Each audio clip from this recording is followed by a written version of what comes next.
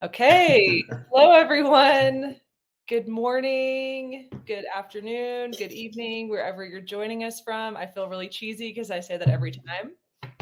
But hi, we're super excited for today. Lots of great comments already in the chat. Good morning, Sergio and Crystal. Thank you guys for joining us. So typically with these events, I like to just go ahead and dive right in so we can kind of get to the meat of the purpose that we're here, which is walking us through this really cool use case for Softr. And I think it's a lot of the reason why you guys are here. So let's go ahead and dive right in. So welcome. Please let us know in the chat where you're joining us from. Gareth and I are both joining you guys from Denver today, and Mariam is in Berlin. Hi, Matthew. So good to see you, as always. Bonjour, joining us from France. Also, would love to hear in the chat, too, just your how you're acquainted with Softr. Are you a customer of ours? Have you never heard of us? Maybe you heard of us through Gareth. Maybe you're an Airtable customer and you're curious about Softr, or maybe none of the above. Let us know. We'd love to hear it. I'm Lizzie. I'm the community lead at Softr. So I will be moderating throughout the event. I will be in the chat trying to answer questions, and then we will leave some time at the end for questions. So please be sure to ask throughout the entire event, and we will be sure to touch on a lot of this at the end. Okay, yes, lots of cold weather here in the US. It's very cold in Denver. David, I see you're from Colorado. Nice to meet you. Hi, everyone. Hey, David, awesome. Aaron says he's had his eye on Softr for a while for this exact use case. Great. So let's dive right in. So for those of you guys that maybe haven't heard of Softr, I'm going to give a very brief overview. So Softr is essentially a no-code tool that allows you to build custom apps and internal tools using Airtable and more recently Google Sheets as your data source. And we say it's block by block and without code. So there's all sorts of different use cases and applications. And today specifically, we are going to cover a Team Intranet. So a Team Intranet is a central hub for all of your company's resources, announcements, an employee directory, all that good stuff. So what makes Softr really unique and the way that it works with Airtable is it allows for several different capabilities that kind of take it a step further than just sharing all of your information on an Airtable database. One of those ways is allowing different logins depending upon certain conditions. So you can essentially allow your employees to see different information and have different editing permissions than, say, your managers or the VPs at your company. Hi, there's my little dog is joining us here today. Hi, Mac. Can't see him though. Also, company news. So you can share like an ongoing feed of updates within the company. There's an employee directory, and you can allow different employees to essentially log in, update and edit their information, and then see and view other employees within the company. And then tons of other ones such as feedback forms, employee onboarding management. You really can build something super, super robust or even super simple depending upon your needs. So would love to hear in the chat as well, if you're considering this use case, what specific features you're most interested in. We would love to hear that, and we can kind of touch a little bit more on some of those things. So today, what we're going to do is I'm going to first hand it over to Gareth. Gareth is going to walk us through the Airtable side. So he is our Airtable whiz. He is going to show us how to properly set up your data to prepare it for kind of connecting with Softr and talking to Softr. Because what I always say is that you really need to start with a solid database that's set up properly in order for it to kind of talk and work with Softr correctly. So we're going to start with Gareth there. And then I'm going to hand it over to Mariam. And Mariam is going to talk through the Softr side. So she's going to showcase some of kind of the key functionality, most of what I just touched on, some of those key features of Softr, and how it kind of works with Airtable. So then it'll start to click and you'll start to kind of have that aha moment of like, this is how these two things are kind of working together. And then we will leave time for questions and comments towards the end. Okay. So please do just continue to write your questions. I will be checking them and saving them for the end. So quick introduction of our two wonderful co-hosts. In case you have not met them, I think plenty of you are probably acquainted with one or the other, if not both. So Gareth is the founder of Gap Consulting. He is an Airtable, which is an Airtable and automated agency. So he is our Airtable whiz, if we do say. So he's worked with tons of different clients. He's built up a robust agency. And but at the end of the day, he's also just really dedicated to his YouTube channel. So tons of free content on his channel with Airtable, automation, and also Softr. I personally, when I got onboarded with Softr a few months ago, I went to Gareth's channel to learn a lot about not only Softr, but also Airtable. So I highly recommend checking out his YouTube channel. I will link it in the comments if you're looking to learn more about automation and going a bit deeper in some of these topics. And then Mariam is, of course, our co-founder and CEO here at Softr. So Softr is her baby. It is almost 2-3 years old now, Mariam. So she is an engineer turned entrepreneur, a mother of 2, and sometimes we say a mother of 3 though, because Softr is like her 3rd baby. And she loves all things technology, product, and design, and she's truly building the future of no code. So we have 2 really awesome experts here today that have taken time out of their busy schedules to show you guys the power of Airtable and Softr. So I'm really grateful for you guys for taking your time today. And without further ado, I'm going to go ahead and hand it over to Gareth, and you can go ahead and share your screen. Awesome. Let's see if I can remember how to do that. Give me just a second here, guys. Take your time. Lots of great comments already. Gary says, I need this, lol, in all caps. Yeah, this is going to be a great one. I love this use case so much. It's very relevant. Super good use case. Totally agreed. Okay. So first and foremost, what we're looking at is the Airtable backend. And Mariam's going to show us a little bit about how we can get started from this template. So where I'm picking up from is we've already installed this template, and this is all available for free there on Softr, right, Mariam? We can just go ahead and with a few clicks install this backbone and go ahead and make adjustments to it as we need to. So the first thing I like to do whenever I'm looking at a template is really get a lay of the land. What am I dealing with here, both on the back end being Airtable, where we've built the data structure, and then also the front end, which Mariam's going to talk more to that side of things. The front end here in this case is that Softr interaction, right? It's the web app that we've built that people are actually going to engage with. So the majority of folks will never see the back end once we've built and deployed this solution. So here we are inside of the Airtable backend. And the first thing I do is I take a look at the different tables that we have up here, because this is giving me an indication of what we're dealing with. What kind of data are we playing with, and how is it interrelated? So first and foremost, we have our users table, right? Our employee directory.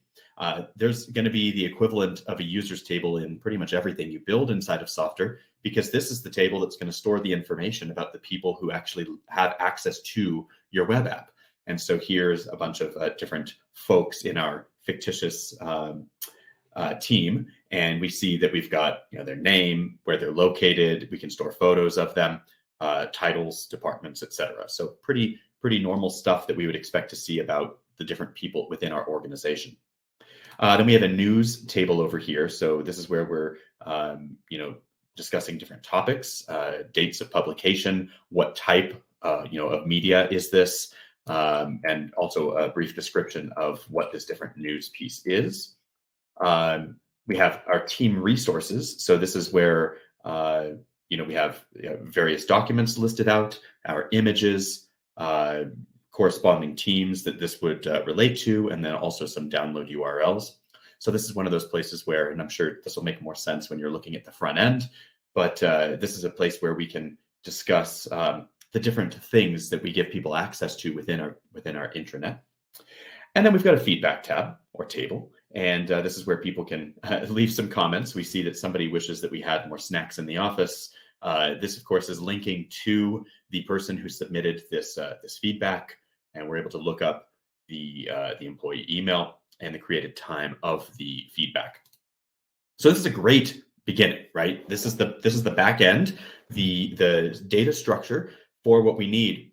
But the nice thing about these tools, Airtable, Softr, is that they are like a box of Lego, and we can build whatever we want with them. So very often we'll say, hey, this is a great starting point, but there's something I want to add to it. So let's imagine, for our example, just to see how flexible these things are and how quickly we can add adjustments. Let's say we wanted to add something here. Maybe we have in our particular use case the need for submitting requests for equipment. So maybe we have the need for folks to say, hey, I want a new laptop, I want a new microphone, a new camera, whatever the case may be, work-related equipment. So the best way to do this is to actually create a new table in Airtable. This is going to be each table, if you're new to Airtable, you can think of as representing a data set. So I'm going to create an empty table here, and I'll first be asked to name the table. And in this case, I'll just call this equipment. And if we wanted to, we could choose how we want to refer to each of these new rows. I'm just going to stick with record, which is kind of the standard, and save this up.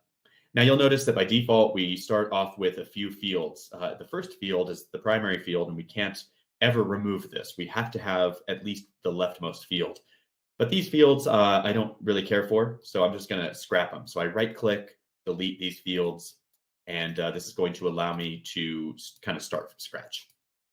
All right, so what I'm envisioning is somebody submits a request for new equipment, and they're going to tell us what the type of equipment is. So I'll say type, and now we have to choose what type of data we want to collect here. So if we had a list of different types of equipment within our organization, we might use a dropdown or a linked relationship. But for this case, I'll keep it simple and I'll just use text. So we can just look for a text field, and single line text will be fine. So somebody might say, I need a new laptop.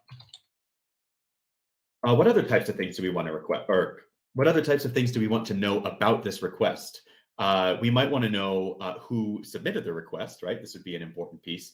So I'll actually build a link here to the employee directory. So remember, each of these tables is a set of data. So here I am in my equipment data set, and I want to connect it to another data set. So I can do that with a linked relationship. Oops, this is the name, excuse me. So I will name this the employee. And here I am in the type of data. I'll say link, and I'll find a link to another record. And I'm asked what table I want to link to, and I want to link to that directory. I only want to link one time, right? When a request is submitted, it's not submitted by a team, generally. It's not submitted by multiple people. It's one person putting in that request. And so I want to look that up. So here I am. I can just link to an employee. Let's suppose I'll pick on myself here because I'm a user in this. I am the person who's requested the new laptop. Mariam, I expect that before the end of the new year. And then I can track other stuff too, like perhaps a created date, right? So if I want to know some metadata about this, I can say, well, when did this request come in? We have a special field inside of Airtable called created time. And so this is actually going to pull the metadata about this record. This came into existence. I'm in Mountain Time. So this came into existence 3 minutes ago, 9:11 a.m. So good stuff. A couple more things that I want to bring in here, and then I'm going to hand off to Mariam. One thing I want is to know what the email address is of this employee. And one of the most important things about using no-code tools like Airtable is the ability to eliminate redundant data entry. There's no reason for me to put in an email address again when I already know the email address of this employee. That's the whole purpose of using a database where I can actually connect to an entity, a record here, because you see that's the email address right there. So in order to pull in the email address, I'll create a new field, and the field type here is going to be a lookup. We're going to look up the data that lives in a different place, specifically through the relationship that we've just established right here. So we're looking at that employee relationship, and we're looking for information in the employee data set or table, specifically the email address. Not too hard to find. I create the field, and there it is. If I change what employee is listed here, that email will instantly be changed as well.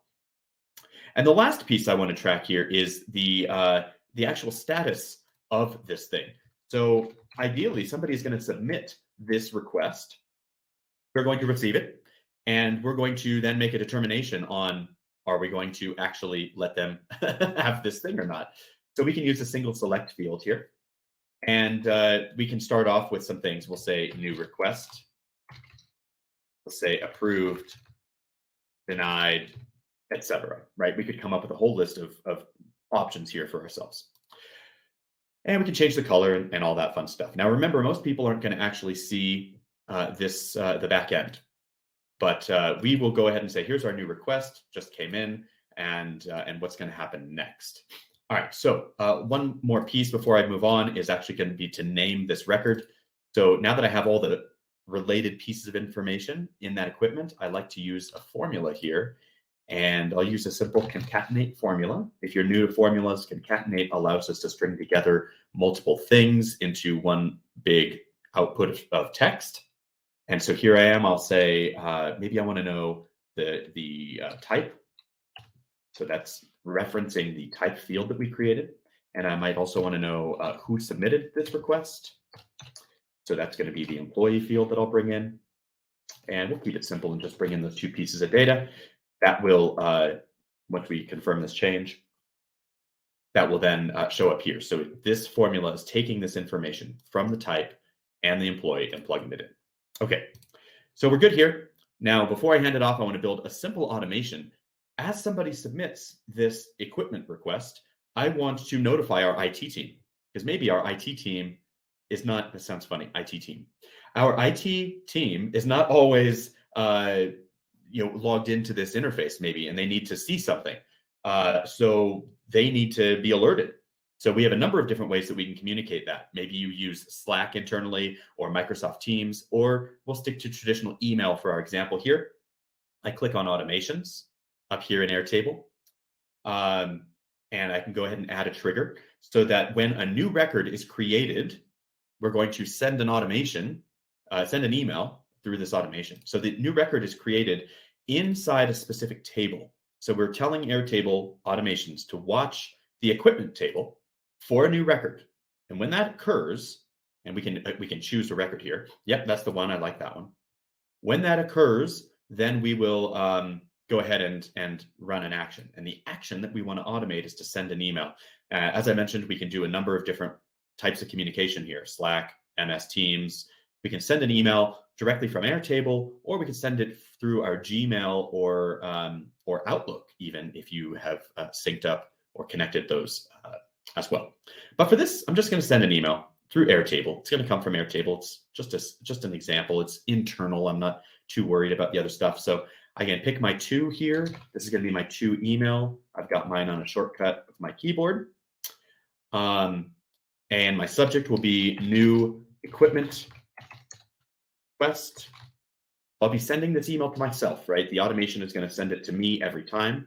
I do want to point out that you can bring in some dynamic data into these automations. So if there was data that existed, maybe I want to say, hey, Gareth requested a new laptop, right? I can do that. So I can say, hi, IT, and I can bring in the name of the person, right? So I can say, Gareth just requested new equipment in the form of, it's a terribly put together sentence, but you get the idea. Go ahead and plug in what they've requested. So see, we're using this dynamic information and bringing it into the automation. And then we can say something like, please log in to approve, deny this request. And just like that, we have a nice little email crafted. Anywhere you see this asterisk, this is going to be a required field. And sometimes we have optional fields like adding attachments, which in this case, I don't need to add an attachment, so I'll skip. And we'll just test the step.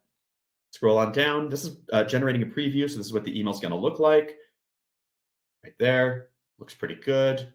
So we can run this as configured, actually run the test.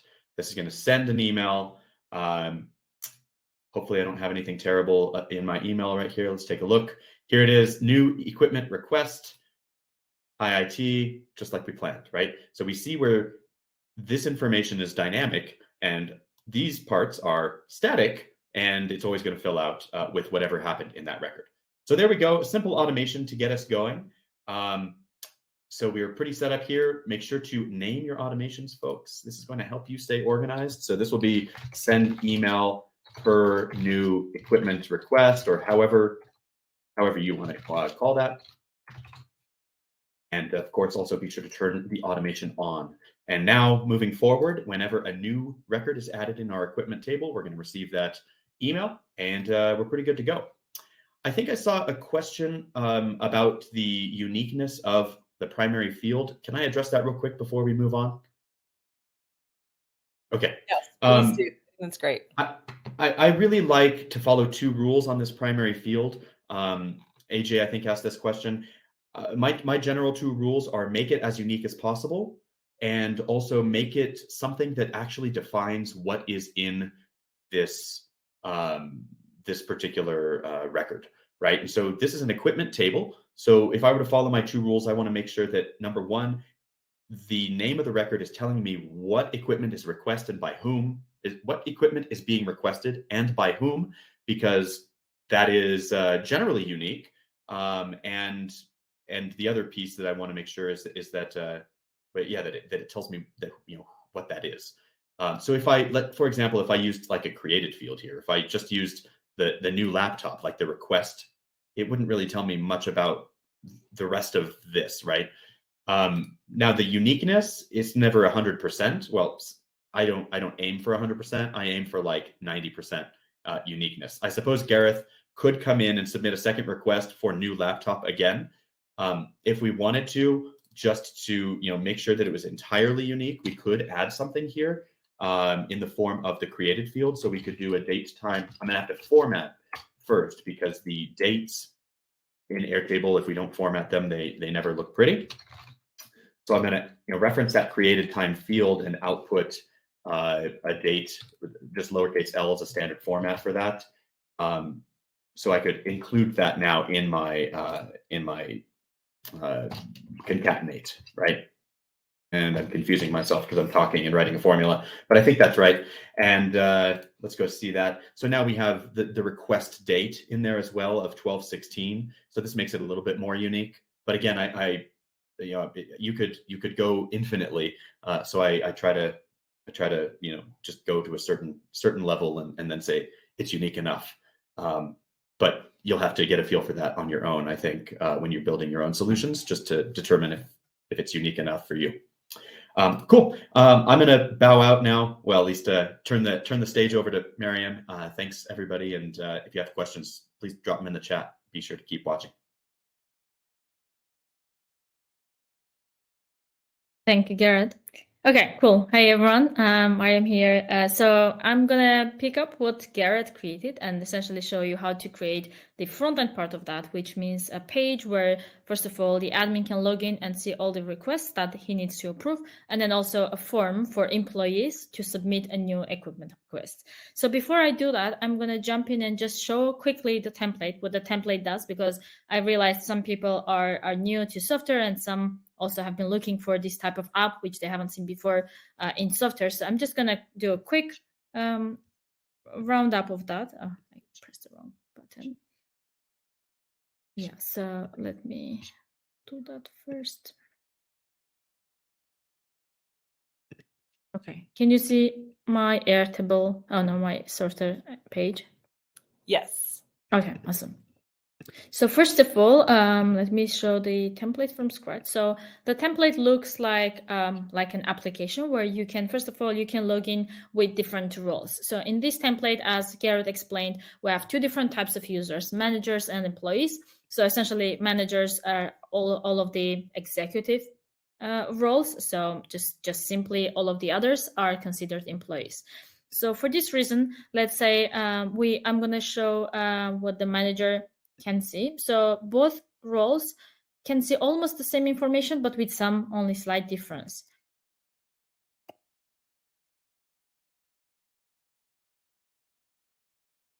Okay, so now I'm logging in as a manager. So typically the template is going to show, in this case, you can call it Team Wiki, Team Intranet, whatever, it depends on, whoever picks the template and creates something unique for their company, they might call it differently. So there is a kind of nice dashboard where you can see company news, employee directory, company policy, some documents that you want to store, team resources, submit some new feedback. So for example, on company news, you can nicely visualize the latest happenings, and people can also go ahead and add new company updates below. Under directory, I can see employee directory. So actually, I'll show how to create this kind of the listing from scratch. And then you can also add a new employee as a manager. So if you log in as an employee, you don't see this form.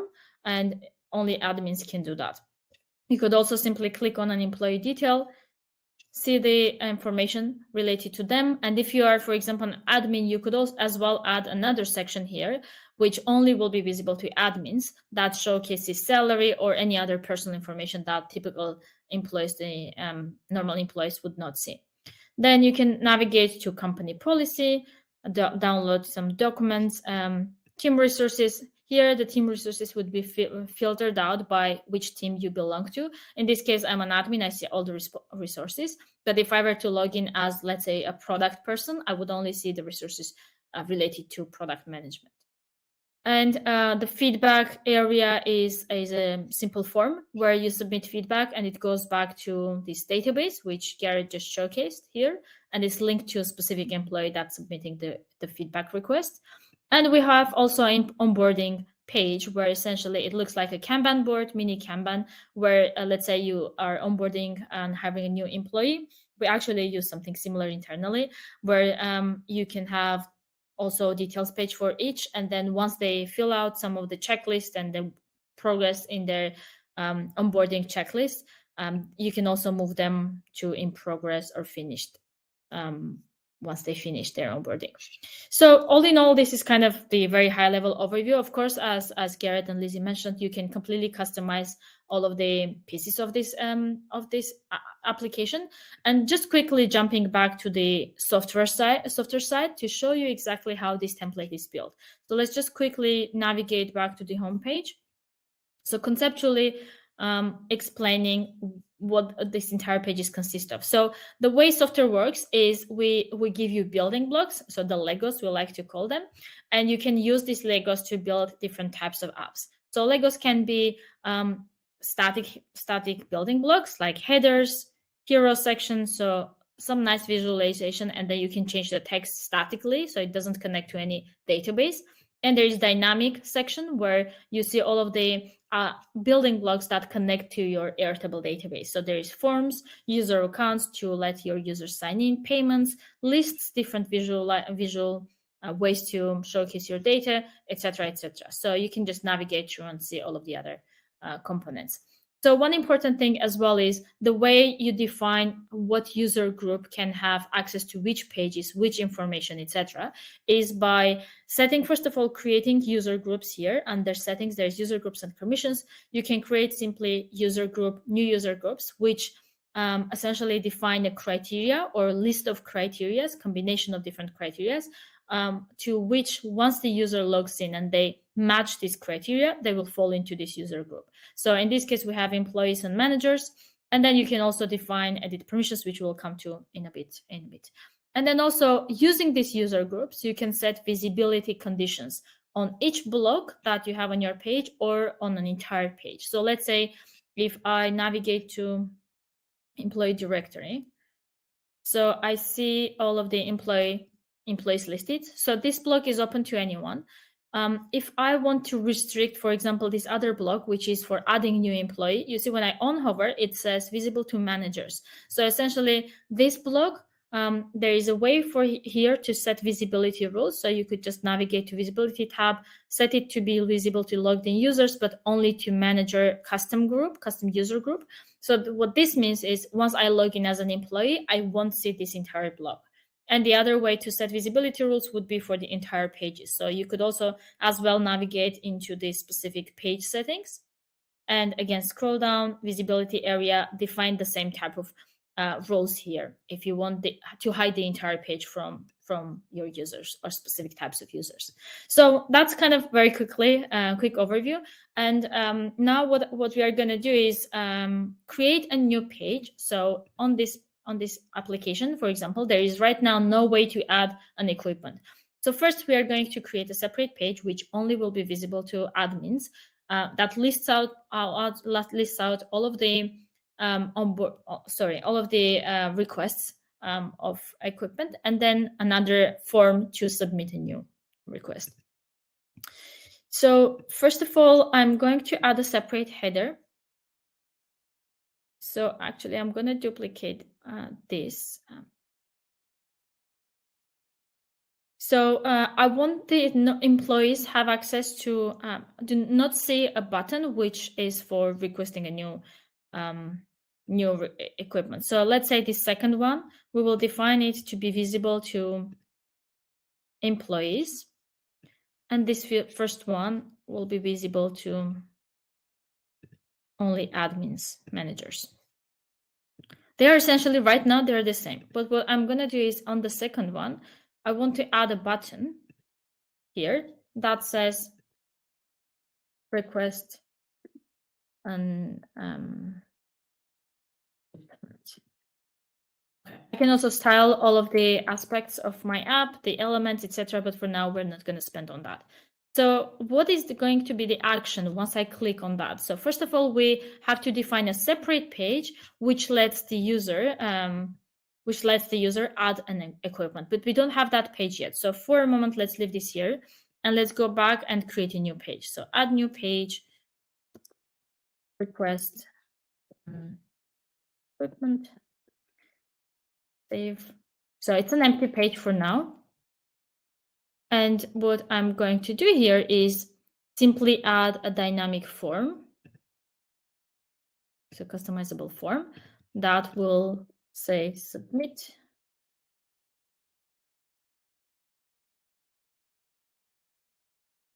Request. Okay, I'll remove this part. And then I need to specify specifically what customers need to fill out, right? To submit the form. So first of all here, I'm going to select that. Where does this form information go? There's different options. You could submit to Zapier, you could submit to Make, and through that to other services as well. But in this case, we're going to submit it back to our Airtable base. Employee, Team Wiki. And we want to submit it to, let me see if I'm able to see the new equipment table. Equipment, yes. Okay, so there's no full name. So the information I need to submit, this is the new equipment table that Gareth created, is a type. The user and created date will automatically be created. Email also automatically gets created, and status. I think here we have said that the status by default, the default one will be, I don't know if you have set a default status here.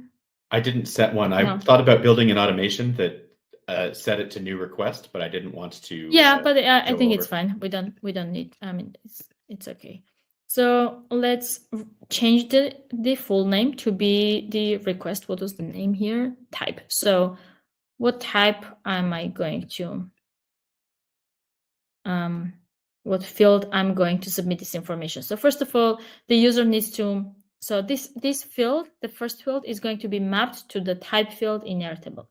So I'm going to call it type of equipment. We'll just remove this for now. Then, so in order to submit for this form to be automatically linking to an employee, instead of submitting an email or something specific, what I'm going to use is a hidden field. So what hidden field does is, with hidden field, I can simply select an information that already exists in my application. So imagine once I'm logged into the application, I have in the system, there is an information about the logged in user. So I can simply just open here, map this to employee in the first place, employee. And then the value I'm going to select as the logged in users, which is the application logged in user, and record ID. So once I use the record ID, which we just actually someone asked, and it's the unique ID, the system is smart enough to understand which employee specifically it should link to. So that linking should then happen automatically, and I don't need to add any other field. The only thing I might need here is, yeah, status also I don't want to submit. So I think that's fine for now. So okay, should be good enough. Let's see if this works. So first, once the form is submitted, I need now to create another page. Actually, no, employees will not see this. So let's show them a success message. once they submit it, we can tell them, thank you for an admin will get back to you with approval or denial. Okay, so now let's create another page, and let's actually mark this, that this page should be visible only to employees. So logged in users and only employees can request new equipment. Then we need another page, which is all equipment page. All equipment. How are we doing with time? Busy? We have time. We have about 20 minutes left. So yeah, I would say about 10 more minutes on your side and then we're good. Okay, so this is the all equipment request. Obviously it's empty, so I only see the headers and footers. So here in between, I'm going to add a new list that shows me, as an admin, that shows me all of the requests that haven't been approved. So let's choose, let's say, I'm always having a hard time to choose which one to, actually no, this is not a good one. Having too many options makes things worse. Okay, let's choose a very simple one. So let's say here, what I need to do now, it's a list block. So essentially, I just need to map to that specific table. So I'm still going to use the Team Wiki as for all the other pages. I'll map this to equipment. We don't need the view. And then I'm going to, as an admin, I'll see all of the requests. And then I need to map. So in this case, there's no image. I don't need an image. I'll just show the name. The name will be this name that was constructed as a formula. And then I will also show the type of the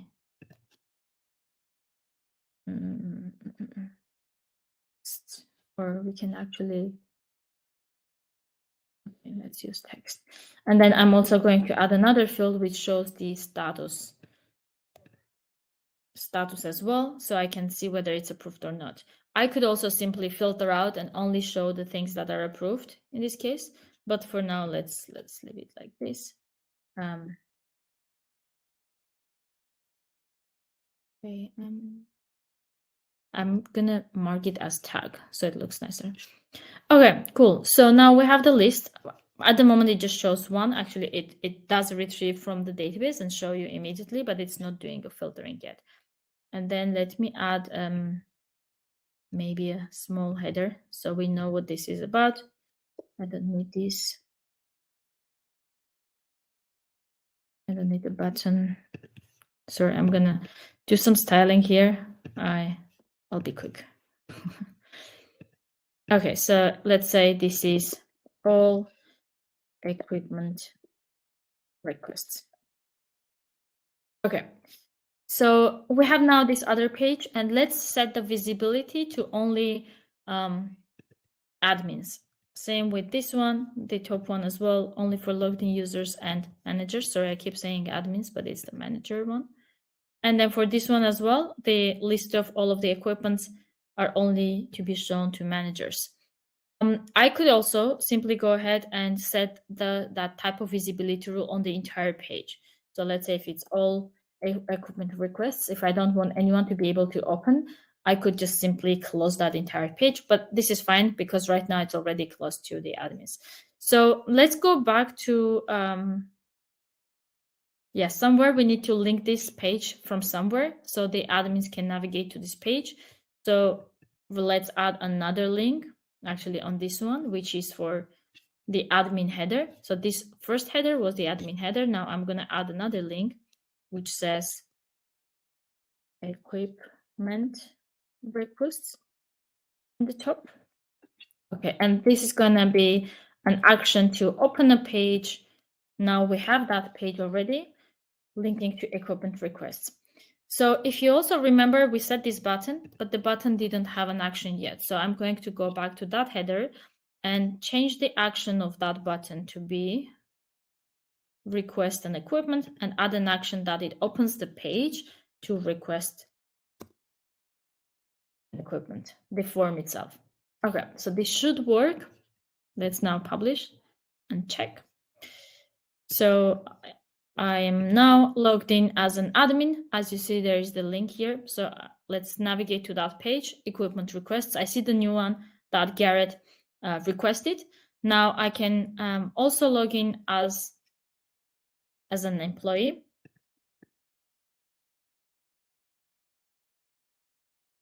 Okay, so now as an employee, I'm not seeing the other link, as you see, because it's the second header.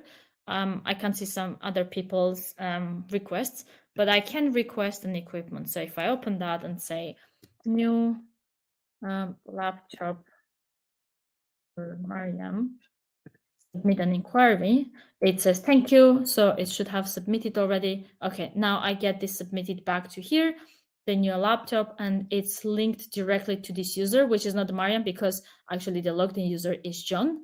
The employee was John. So, and the email, as Gareth as well mentioned, is already populated. We could as well set the default status to be always new request. And then one other thing I want to also quickly show is if I am an admin, how do I approve these requests? We have time, right? I need 5 more minutes, Lizzie. Yep, you got 5 minutes. Go for it. Awesome. So let's now log in as an admin. Sorry for this. So equipment requests. At the moment, there's no way for me to approve the status, right? So let's for a moment manually just change this to new request. So right now I can't approve because there's no edit possibility. So what I'm going to do is go back to the editor and now define that this user group managers can edit equipment requests. For that, I'm going to go settings, permissions, and edit permissions. So I need to create a new edit permission. Actually, I have already one edit permission for managers. We could change this managers to managers edit rights. And then what it says is the user groups. So we have selected that for manager user group. They have the permission to edit news table, edit employee directory, feedback. All of this is already defined. So I'm going to add another table here. Okay, I don't know why this doesn't populate.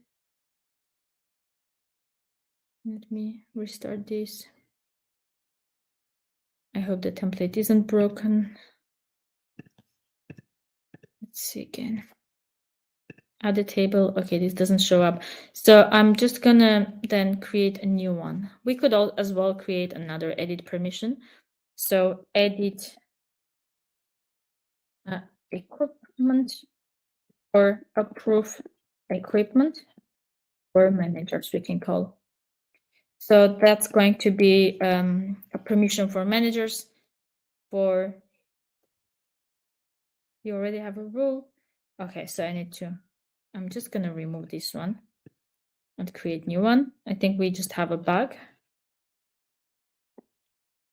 Approve.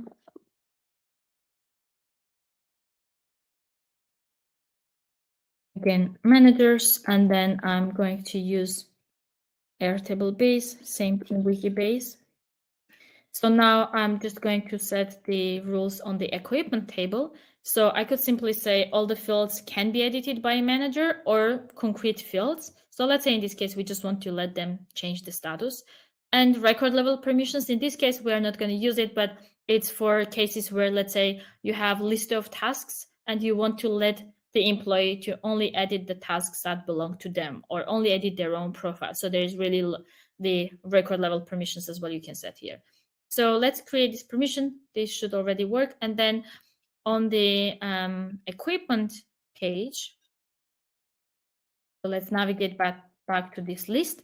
Now, what we need to do is enable editing on this list. So let's go back to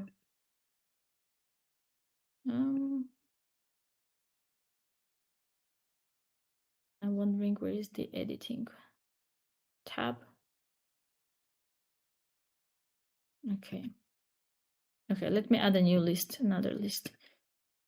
This is strange.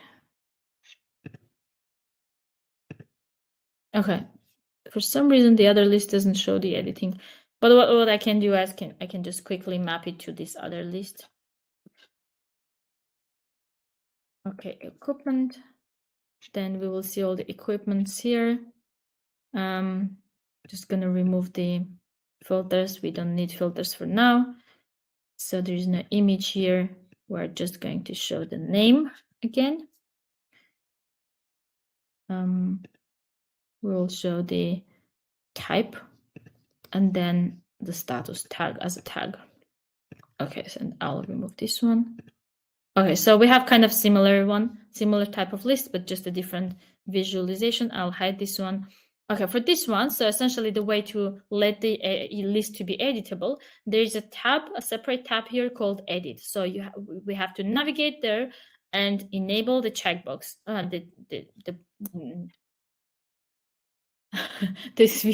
Toggle. Toggle. Yeah. To toggle, exactly. And then once we enable that, it's going to ask us which custom user groups can edit this. So now we're going to say managers. And because already underneath we have defined the permission for the manager, this should automatically show an edit icon here when we publish. So let's publish changes, go back to this page, refresh. Now I have this new list.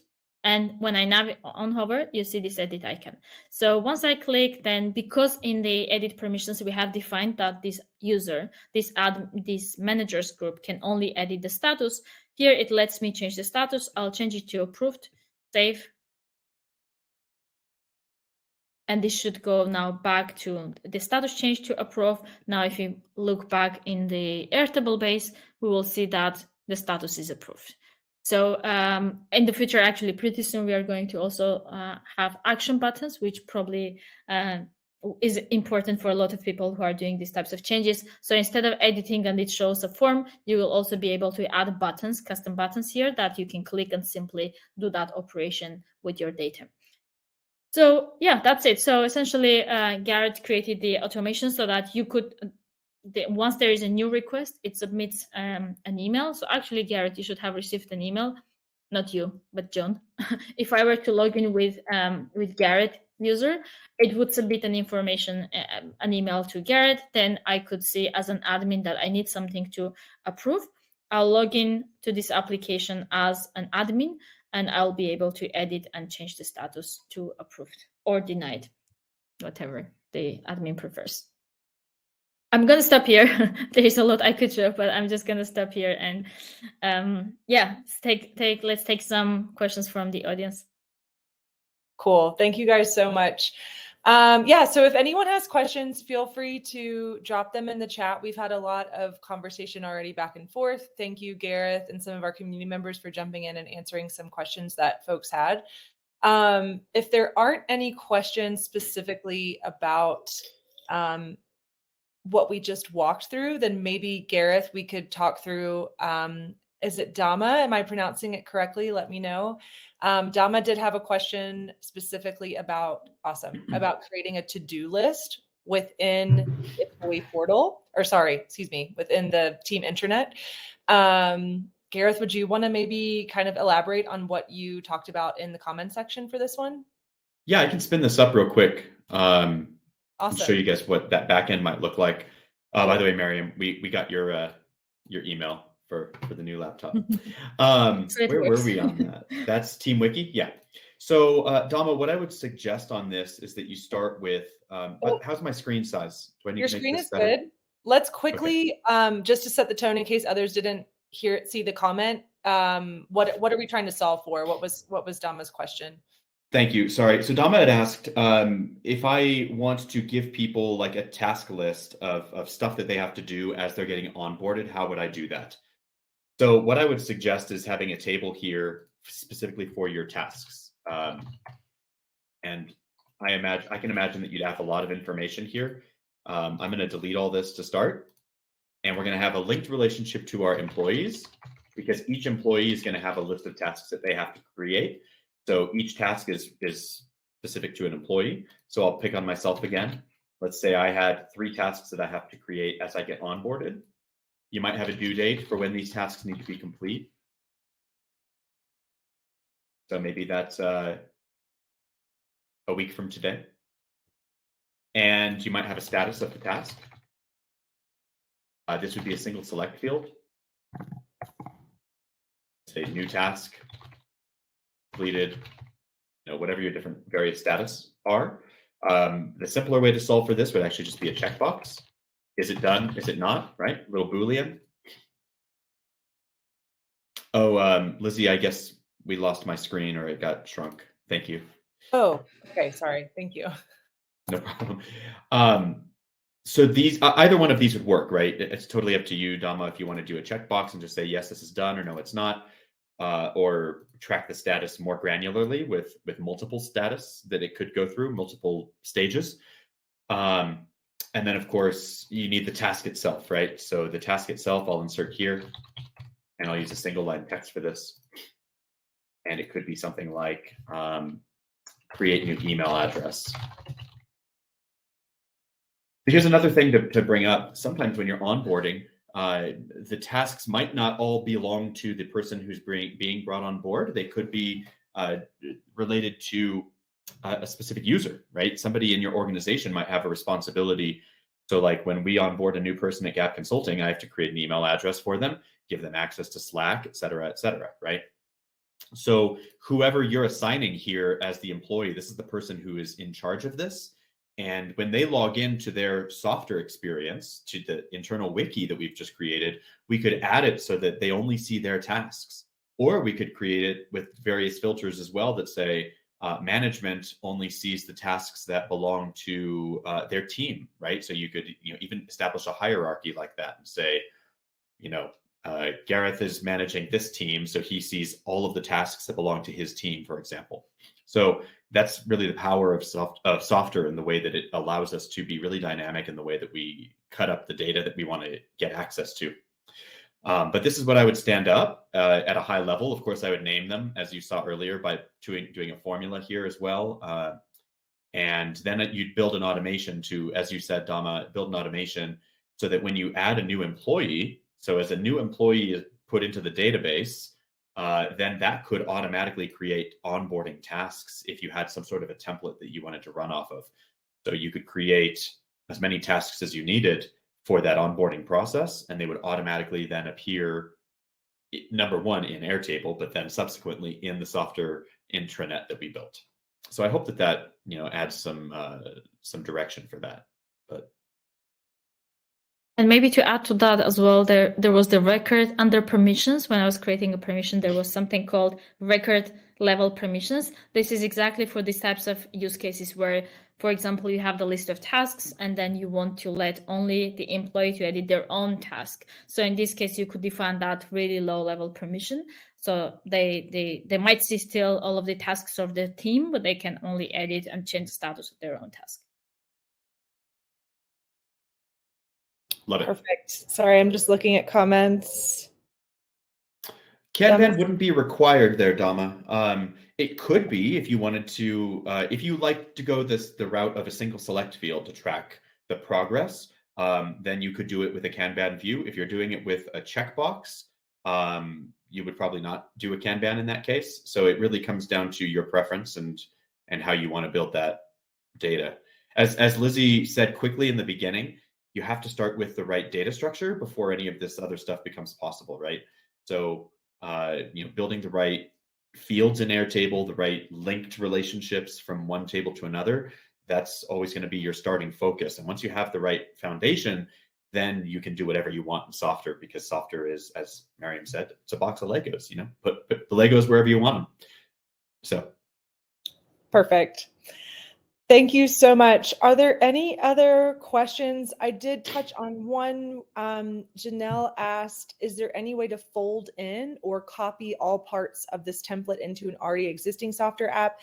The answer that I gave, Mariam, make sure I'm correct here. I think the best method to do that is using the copy to feature, but then just knowing you still need to set up like the additional tables in Airtable manually, because that will not copy over. But if you wanted to copy over the structure of, say, the employee directory, the way that the list and the list details block is set up, you could copy that to your existing app using the copy to feature, but then make sure you still have like a users table set up in Airtable that has all the appropriate fields. Would that be, the best way? Right now, yes, exactly. Yeah. You should copy the template to have all that on your own workspace. And then from one app to the other app, you can simply copy the blocks. Actually, one thing that we are working on, we're going to add as well, is copying an entire page from one app to the other. The only challenge there is that your different apps might have been already connected to different Airtable bases. So the structure can be copied, but you have to adjust the connection, of course.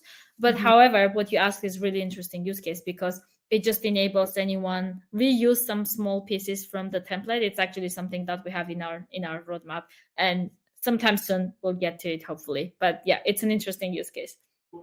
Yeah, starting to like pick and choose what you want to build your, your own Exactly. Legos, but using other templates for inspiration. Exactly. Great.